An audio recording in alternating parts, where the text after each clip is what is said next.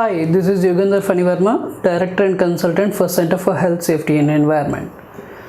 Today, we are going to learn about a topic, hazard identification and risk assessment, which is pretty much important for safety professionals. And this particular training is covered for, it is a basic version of training covered for young professionals, just to know about how to perform this hazard identification and risk assessment. So what are we going to cover in today's topics? We are going to cover about the definition of hazard and risk and how to do this hazard identification. What is hazard identification? And we need to know the steps of risk assessment that will be covered in today's topic and hierarchy of risk controls with which we will be determining controls and how to conduct this hazard identification and risk assessment and what is the difference between HERA and JSA. HERA in short of hazard identification and risk assessment, and JSA is job safety analysis. And how shall we use this HERA or JSA at site? So let's head into the topic. Now we are going to see what is hazard and what is risk. So hazard, in simpler way, anything which has a potential to cause harm is called hazard. And what is risk? Risk is likelihood that harm will occur and severity of the harm is called risk. So in simpler terms, risk is probability into severity. Now, is there any relation between hazard and risk? I say yes, there is a relation between hazard and risk. So what that relation might be? The hazard is a physical entity which always exists, whereas risk is a tool to evaluate hazard. So how do you evaluate? So when someone or something comes into contact with hazard, the effect itself we will analyze. So that is the risk. So we have different types of hazards. We have basically categorized into 5 hazards, that is physical, chemical, biological, ergonomical and psychological. We are not going to get much more deep into these types of hazards, but we are going to head into the next slide, which is hazard identification. So now we have already discussed about hazard and risk. So now we are going to discuss about hazard identification. So is it a really difficult task to identify hazard? I say yes, it is really difficult task to identify hazards if you are not aware of the hazard. But if you are aware of the hazards and if you ask this question again, I can say that it is not a really difficult task to identify hazards. For example, say fire is a hazard that everyone knows. Placing your hand on a fire burns your hand. So knowing that, no one will ever try to attempt to place your hand on a fire. That is because you are aware of that particular fire hazard. But if a similar person, if other person who doesn't know that placing hand or above the fire burns it, so he will try to attempt it. So it's always important that you have to be very much conscious about your surroundings in a workplace, because there are many hazards associated in a work spot. So always remember this thing, that you are always surrounded by hazards, because that is a scenario that we are creating in a workplace. Now, as a task, we are going to identify few hazards from the pics. Now, you can see the picture. Okay, so this is a workplace where you have to identify hazards. You are given 5 seconds, try to identify a few. Well, if you are not able to identify few hazards, you can pause the video and you can identify several hazards later. But now in this picture you can try to identify some hazards, but I would like to say that there is a floor opening and full space, so the workplace is filled of obstructions. All the construction materials are laid here and there. The access and egress is not properly given. The housekeeping is not there. So slip, trips, falls is a major hazard that you can see here. So is it a safe workplace? No, I don't say that it is a safe workplace. It is a death trap for all the employees working at that work spot. So similarly, identify hazards in the next picture.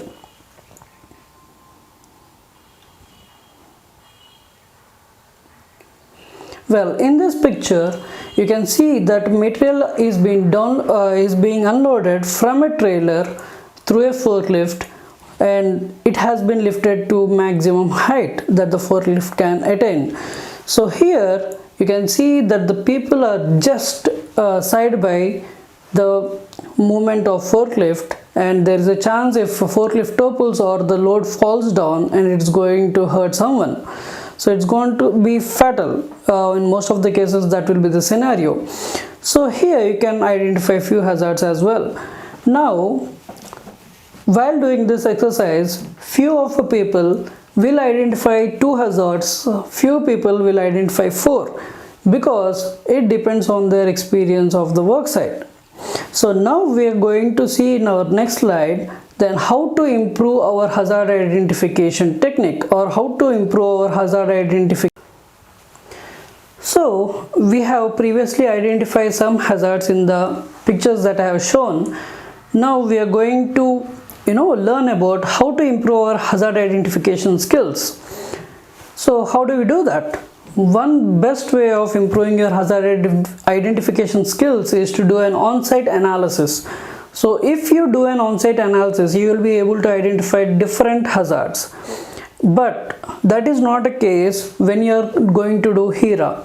Most of the times the workplace doesn't have any work, or the management doesn't approve of any work to be done without having a completed HERA.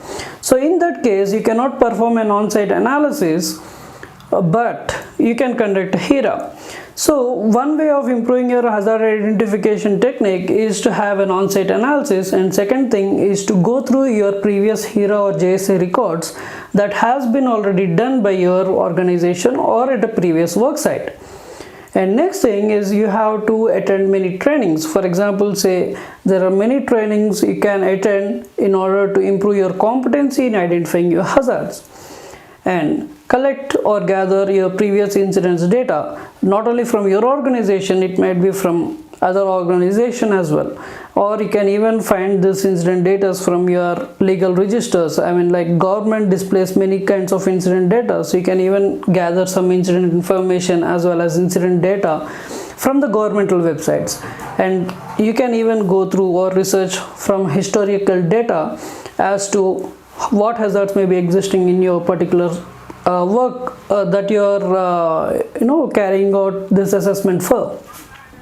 And next thing is your competency. The competence of person. If person is highly experienced, then he can identify more hazards, whereas if a young professional is doing hazard identification and risk assessment, he might just identify a few. But that is certainly a big risk again, because if we cannot identify most of the hazards, or at most almost all the hazards, you cannot provide a proper controls, and you cannot ensure the safety controls are taken up when they are working well. So to whom this hazard identification is applicable? Hazard identification is applicable to safety professionals, engineers, supervisors, managers, workers.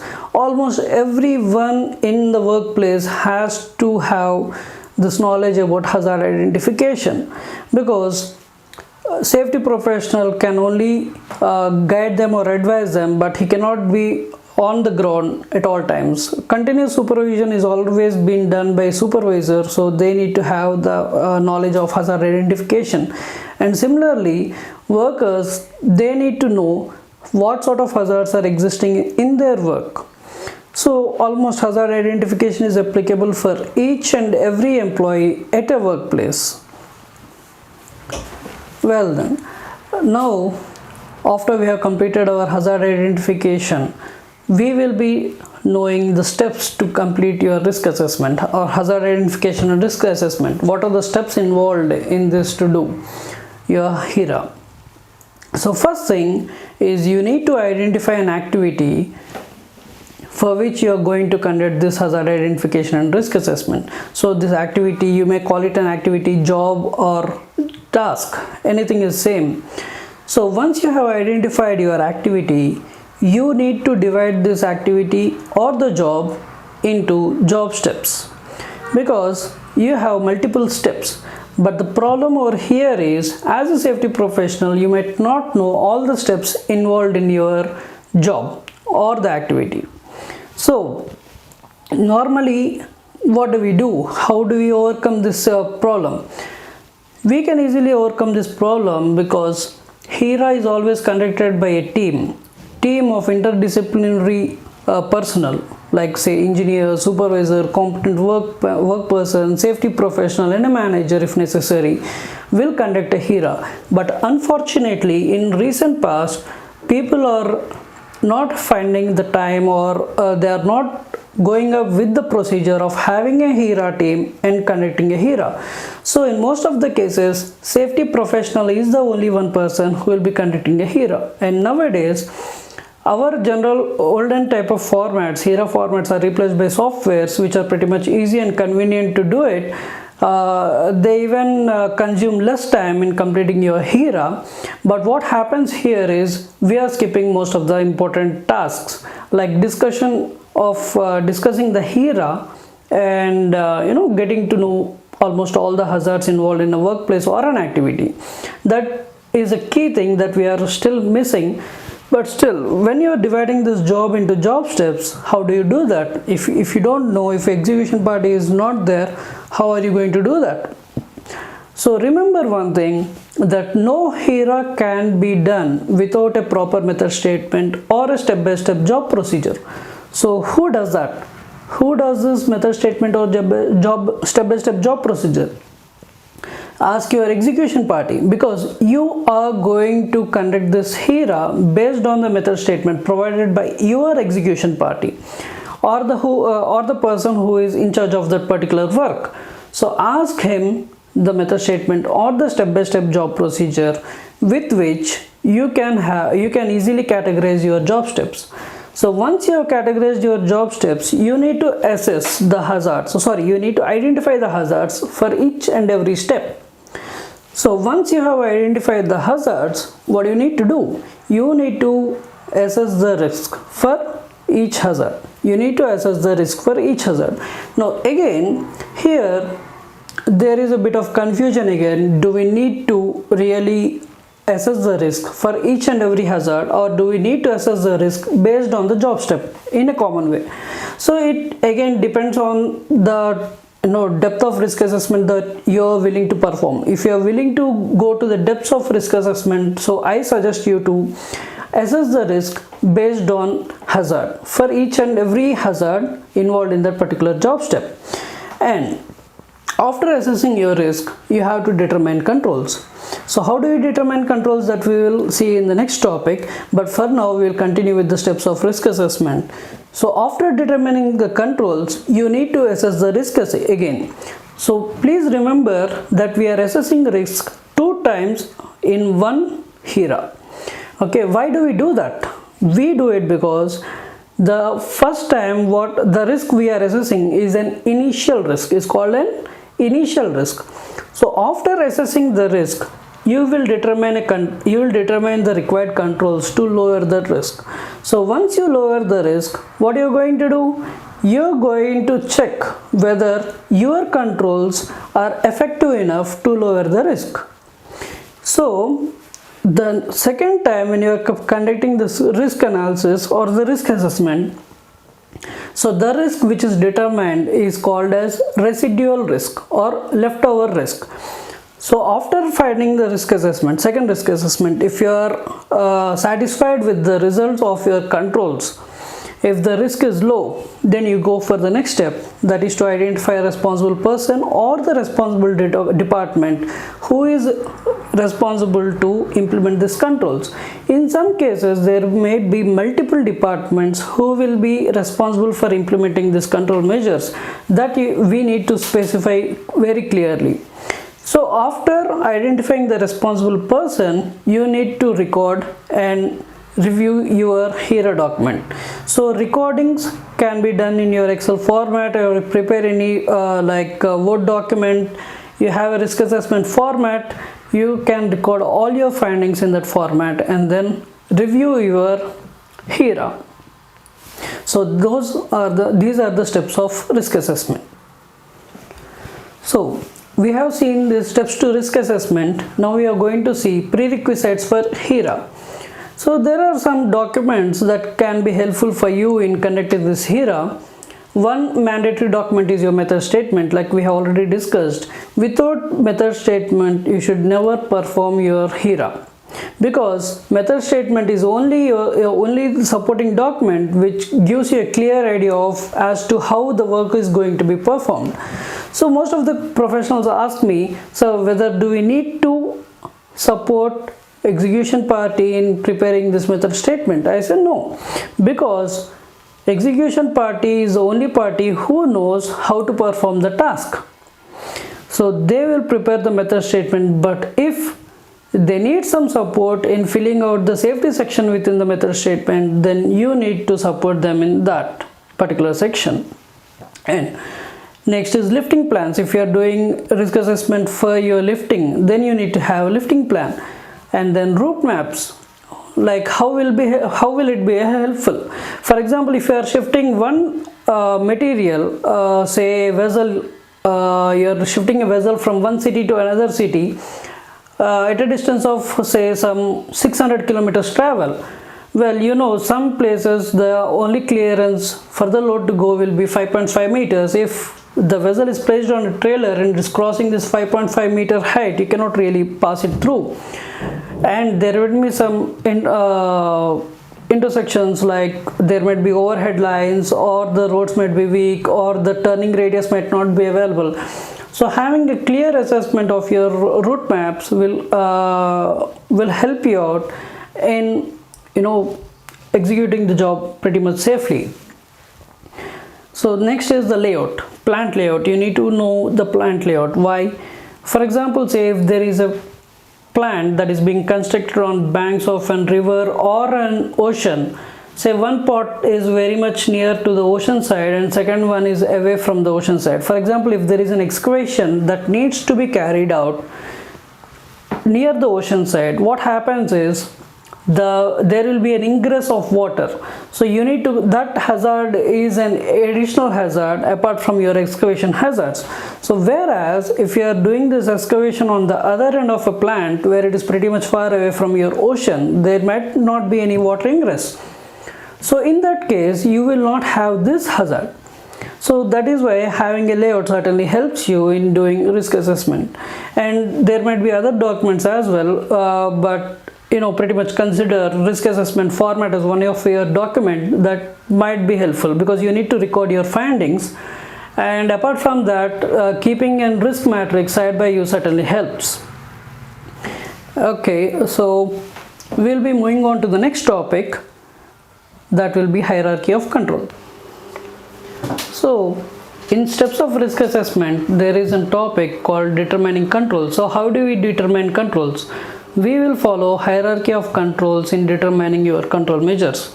So how do we do that? So for every hazard, we will try and reduce or try and determine the control measures based on the hierarchy. In short, we call it ERIC PD.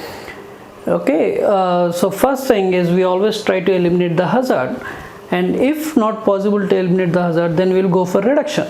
For example, say if there is an electricity and you need to use power tool, certainly you cannot eliminate electricity even though it is a hazard. So at that time, what you do is we'll go for reduction. Instead of using 230 volts, we can bring down the lower the voltage from 230 to 110 volt.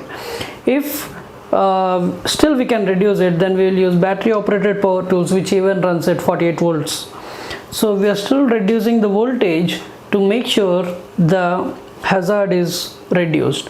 And even in confined spaces, we use 24 volts lights, so the hazard is still more reduced. So even though after reduction, if it is not possible, then we go for isolation. For example, if a person is going to work in a confined space or vessel entry is required where it is in middle of a process, so you cannot certainly permit a person to go into the process vessel. What do? You will try to isolate. You will have a physical isolation. A process of LOTO is followed to isolate the equipment or the vessel from the process. Make sure the space is safe for a person to enter and then allow him to enter for work. So this is how you isolate your hazard. And then control. How do you control? If there is oil spill or oil leak which is the cause of fire, you will try to stop adding more fuel to the fire.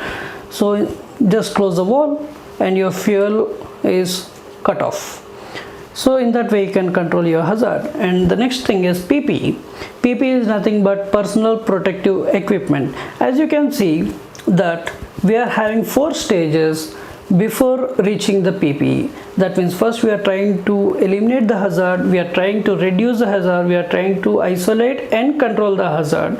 So even though after taking all the appropriate measures the hazard is still in existence, then we will use PPE, because PPE has its own limit. Okay, PPE cannot really save people from the hazard, it can only reduce the impact.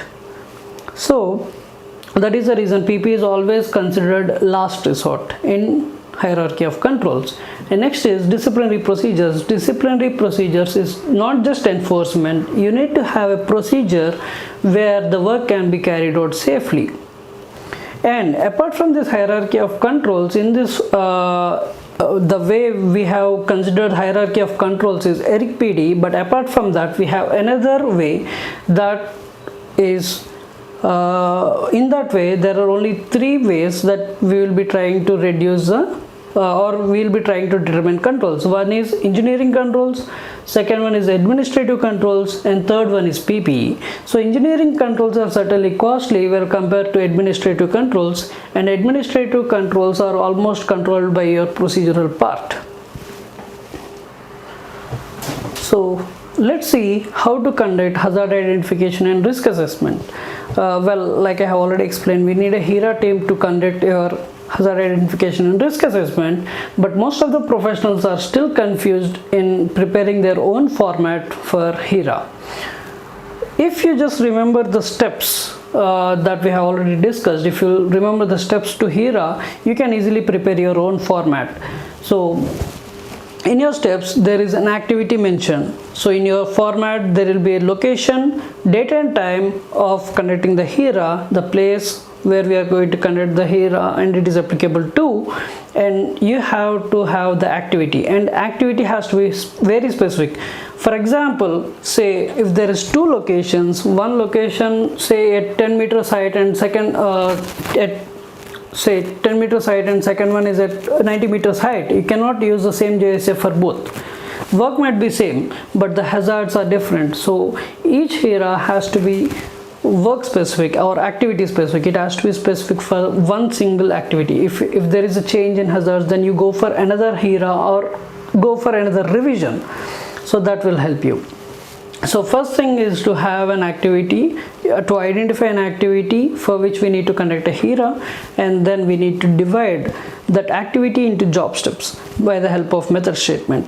Once this job steps is identified, then you will be identifying hazards for each and every job step, and then you will be assessing your risks, then you will be determining your controls, then you will go for residual risk. Like we have already discussed, IR is initial risk. After determining this initial risk, we will be determining your controls.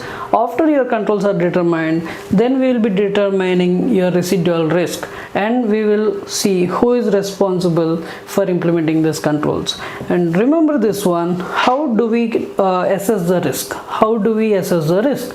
We know that risk is probability into severity. So but how do we really simplify assessing the risk? We are going to see in the next slide, but before that you need to remember one thing, that there are 3 categories of risk that we normally determine: high risk, medium risk and low risk. So if the initial risk is high or medium, we are trying to control it to low. So if the risk is already low, you no need to add up new controls that will save up your money and time both.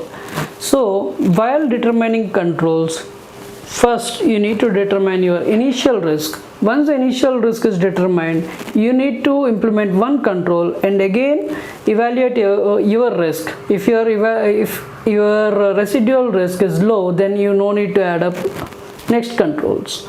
So that is called ALAR, as low as reasonably practicable. So as we have seen a format, we have risk assessment part, where we have to use risk matrix. So how do you use risk matrix? Well, in this example I have considered a simple 5 by 5 risk matrix. It depends on your ability to scale up, and you can even use 5 by 4 matrix or 4 by 5 matrix or 10 by 10 matrix, but scaling is pretty much important. So here I have used 5 by 5 risk matrix, whereas probability scale is from 1 to 5 and severity scale is from 1 to 5. And for probability scale 1 to 5, 5 being the very likely part and 1 being the unlikely part. And similarly for severity, 5 being the catastrophic part and 1 being the minor or insignificant part. So in that way I have determined my scales, which is pretty much common while performing this risk assessment. So as you can see in the matrix, I have categorized this matrix into 3 parts: red, yellow and green. So 1 to 6 is the low risk part, and above 6 is high risk part until say less than 19, and above 20 it is a high risk part. So how do we use this risk matrix in identifying your risk? For example, we will take a scenario for this. An open live electrical wire is near a working place. For example, say if I am having a wire here, so what is the chance that I am going to get into contact with this open live electrical wire? Say, yeah, I move very often and I say, okay, the chance is probability is 3. Now some other person may say, how can you say that? Because you are pretty much close to it, and you say the probability is 3. You are pretty much near to the open exposed live part. So let's just give it 5. And I say, okay, fine, no problem. If you can justify the scaling, you are free to do so. Okay, the reason why I have kept probability into 3, because I know there is an exposed live part and I am aware of it. I am certainly far away from it. But even though if I am far away from it, if it skips from my mind, I may get into contact with that. So the probability is 3. So what if we get into contact with that exposed electrical wire? We get a shock. Okay, you get a shock. Are you going to die or are you going to survive? What is the chance? What might be the severity of the shock?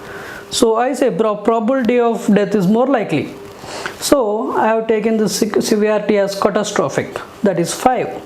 So say 3 into 5 is 15, which comes into the yellow portion. That means my risk is medium. So when my risk is medium, how do I determine controls? Do I need to provide a full electrical socket, plug and everything to close it, or just an insulation tape is enough for me to wind it up? So you need to consider again here whether it takes long time. These wires are exposed for a long time or for a short period of time. If it is for a short period of time, then you need to provide insulation. If it is for a long period of time, well, I would suggest to replace it with sockets. It has to be covered. And second thing is how the probability might vary. Here I am the only person who is exposed to this live wire part. So the probability of me, because I am aware, is very less. If for example there are 10 people moving here and there, what happens? So the probability of getting into contact with an electrical wire is certainly high.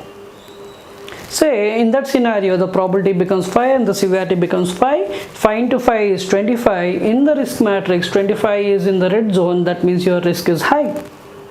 So what sort of control do you need to provide? No, you put up an 100 rupees socket immediately and seal it off. We don't want anyone to get into contact with the live electrical wires.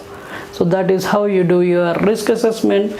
And similarly, by using this risk matrix, you will determine your controls, like we already told you. Now, putting in a 100 rupees socket is certainly you need a person to go buy a socket, get an electrician and get it done. It is going to take some time and cost is involved in that. But an insulation tape, it's hardly a matter of say 10 rupees and anybody can tape it up. Okay, it's like say 5 rupees. So the solution to decrease your hazard it matters a lot. So the solution, the time and the manpower involved in implementing the controls matters a lot. So if you are a good professional, you need to think of those things as well, because management is certainly likely that they are going to concentrate in that part. Okay, so now that we know how to use our risk matrix, we will be going for an example of how to do risk assessment. So in today's risk assessment example, I have taken two scenarios which can easily determine the difference between having the same hazard but just a variation in location, how the hazards will change, and how your risk assessment will be affected if you are not knowing the exact scenario of what is happening there. So in scenario 1, I have taken 10 workers are working to build a wall on a ground. In scenario 2, the activity is same. The same 10 people are going to work at about 3 meters height from the ground to build a wall. So for these two scenarios, we are going to conduct a risk assessment in a simpler way. So now if you'll see our project and location is, say, some locality I have taken, and activity or job step is to build a wall. So that will be your major activity. So on which date I am going to perform this risk assessment, say 29/9/2019. In job steps, I have just considered two different job steps. One is shifting of material to construct your wall, and second thing is construction of wall. So while shifting of materials, what are the hazards involved? First thing is your manual handling operations, dust, heat stress, slip, trip, falls, because it is a construction site. These are all common hazards. So how do you assess your risk? Again, go back to your risk matrix. So in your risk matrix, people are working on ground, 10 people are working on ground. What is the probability that they get into contact with hazards? Dust, they are already exposed to. Heat stress, they are exposed to. Slip, trip, falls, most likely. So I consider, like we have already discussed again here, if you need to perform risk assessment for each and every hazard, you can do so, you are free to do so. But here as an example, I am just conducting risk assessment for the activity, not for separate hazards. But while doing so, I am considering all the hazards and all the cases. So here I am determining that the probability of getting into contact with the hazard is 3, whereas the severity of the hazard is 3. Because even though if they fall, or even though if they are handling heavy material, it is not like all the 10 people are going to carry the material at the same time. So the probability and severity are 3, so 3 into 3 equal to 9. In risk matrix, 9 comes under your yellow part, that means it is medium risk. So what are the control measures? How do we determine control measures? Again, remember your ERIC PD or the hierarchy of controls. First thing, either you take ERIC PD or you go for engineering administrative controls and PPE, both are same. So here the first line of defense is we are trying to evaluate your hazard, eliminate your hazard. So we are trying to eliminate manual handling, but to an extent we can eliminate, but instead of having manual material handling, we are going to use some mechanical aids to prevent direct physical labor. And next is reduce the load weight. Instead of carrying, say, 25 kgs of bags, you can carry 10 or 15 kgs bags. That will certainly reduce your strain on the body. Take frequent rests. If you are continuously doing an activity for 1 hour, say 1.5 hour, heat stress is certainly there. It will take toll on the body. So you need to give at least 10 to 15 minutes break for every 1.5 hours work, and that is certainly one good control measure. And they need to drink water frequently. So if they don't take water frequently, heat stress will affect into or can lead to even heat stroke. Next is they have to use PPE. Like we already discussed, PPE is always last resort. So while determining the controls, make sure that you will mention your PPE at the last.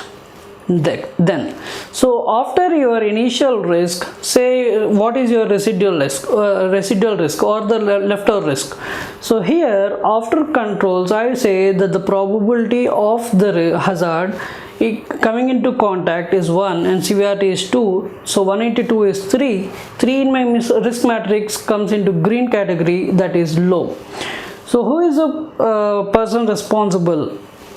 Is supervisor to implement all the controls. And you can even add continuous supervision or instruction, training, all these things you can put into your controls. But here remember one thing, after determining the controls, if my risk is again medium, from high if I have brought it to medium, that means your controls are not effective. You need to again put up several controls to bring your risk to low. So that is what is called as low as reasonably practicable. Fine. Then going to the second job step, it is construction of wall. Construction of wall involves your chemical, that is cement. So I say the probability of getting into contact with chemical is 4 and severity is 3. So your risk is medium. The controls are mostly same as the first step, and the residual risk is same. The responsibility of implementation lies with your supervisor. So this is the first scenario that we have discussed. We will go into the second scenario. Okay then, so in scenario 2, the same work is being carried out at about 3 meters height from the ground level. So we are not just going to get into deep discussion here, because it is almost same like scenario 1.